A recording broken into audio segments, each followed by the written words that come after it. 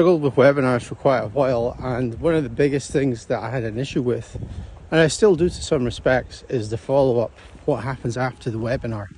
I've done various things. I've done email automations, 5-10 part email automations that go out and they're segmented based on if someone came to the webinar or if they missed the webinar.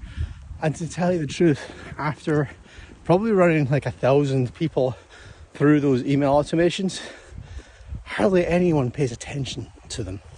And if we are truthful about our own inbox and the fact that there's so much stuff in it, most emails just get missed, and especially ones that are from marketing or just newsletters, that type of stuff. So that was the big lesson that I learned, and I thought to myself, I'm going to solve this problem.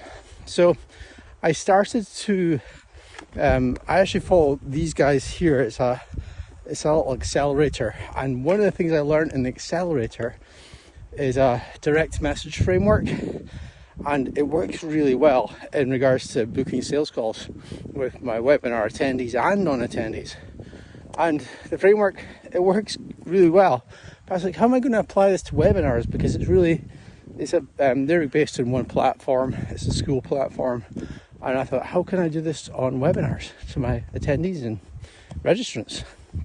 Anyway, I started asking for the cell phone number probably about 6 months ago now on sign up.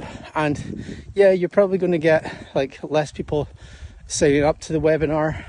The way I work around that is on the form itself. I basically say the reason that we're asking for the cell phone number is so I can send you a text reminder when the webinar is going to start, and we're not going to spam you.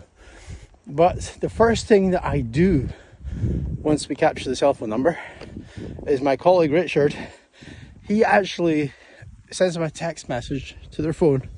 He says, hey, thanks for registering onto the webinar. Just out of interest, why did you register onto the webinar?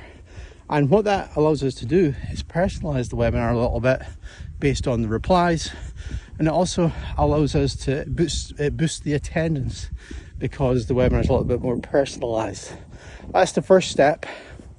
The second step that we implemented was the direct message framework to book the sales calls after the webinar using this guy's framework. I don't want to promote them, but and that's basically just Richard again after the webinar, asking them a series of questions that allows us to book the sales calls. So if you're struggling to figure out what your follow-up sequence is from webinars, give text messages a go. I'm told that iMessage works better, but technically it's very hard to implement.